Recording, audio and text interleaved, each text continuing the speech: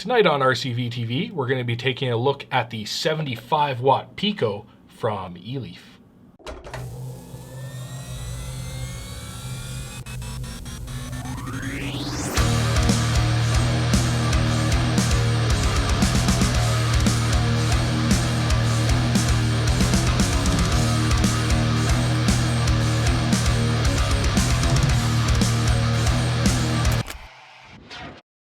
So here we are with our up-close look at the iStick Pico. Let's crack open the box here, see everything that comes with. First up, we have our user manual from Eleaf, multiple languages as always, but it does go through all the bells and whistles of this tiny little device, so definitely keep that handy if you forget anything we've gone over in this video, or you want a little bit further detail on it. It's all in the book for you. Then we have the mod itself, tiny little guy. We'll get more into the features of that in a moment. Lastly, we also have our charging cable, which is a micro USB to USB cable.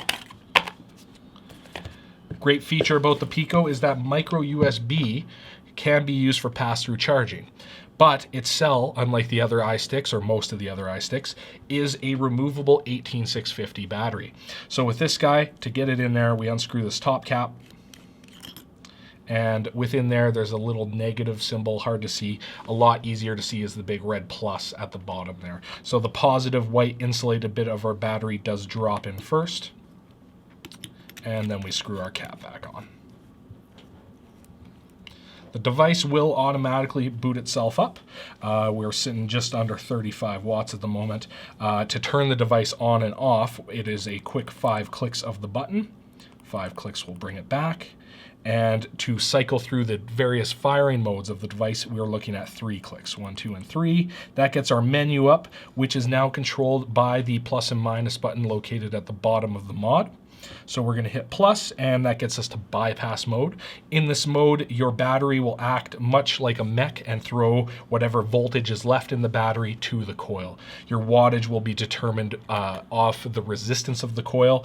This is all covered in our Ohm's Law video, which we'll include in the links below for you. Now, let's get back into our select screen here. 1, 2, 3.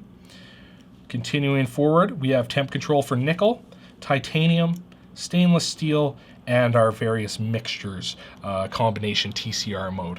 That is also going to be covered in our temp control video, so if you want more information on all of those modes, definitely check out those descriptions below for the links. And for our purposes, we're going to set her back to wattage here. Boom. And you just click the fire button to lock her in.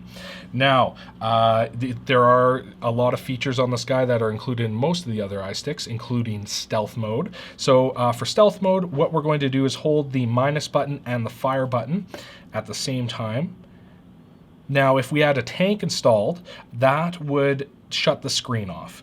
So you could vape without any display on here. Currently, it's going to just say no atomizer and light itself up. But with a tank, that's how you stealth out. Let's turn that back off. Might get confusing later. There we are, stealth off. Now, you can also flip the orientation of the screen, but to do so, we have to turn the device off. So 1, 2, 3, 4, 5 quick clicks. Now all we're going to do is hold the plus and minus button together. And there we are, the screen is flipped sides. Now it does turn itself back off, so 5 quick clicks and we can see it's flipped. All right, and one of your final features on this guy, probably the one most people are going to use the most often, is the ability to lock your current settings in there. So your wattage, your temperature, whichever one you're controlling, to lock it in, we hold those 2 buttons again with the device on, and it locks it. Now the up and down button will not do anything but display lock, and the fire button will still work. This is great as the controls on the bottom of the device could accidentally adjust as you set the device down. So that's not going to happen to you as long as you put that lock on. Now let's unlock that again quickly here. Unlocked, and we're going to switch back to one of the temp control modes for you.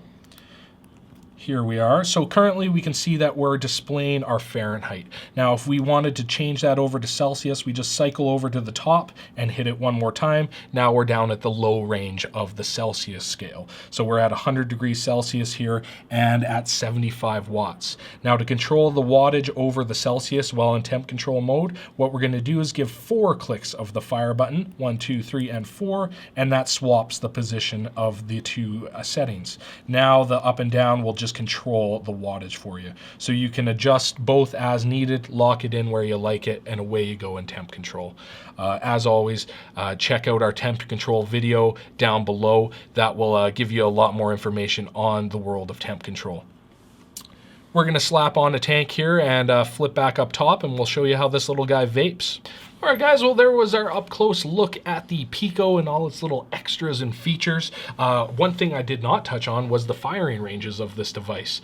In your regulated mode and your bypass mode, you're good from 0.1 ohms all the way up to 3.5 ohms, and in your temp control modes you're good for 0.05 all the way to 1.5 ohms.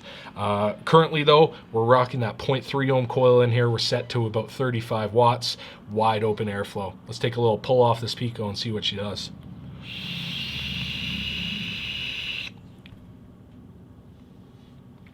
Decent vape, a lot of punch for a small package. That's going to be it from the Pico and from RCVTV for the night. Thank you so much for watching, guys. And as always, subscribe to the channel, like the videos. Follow us on Instagram and Twitter. Like us on Facebook. And until next time, Make smart choices.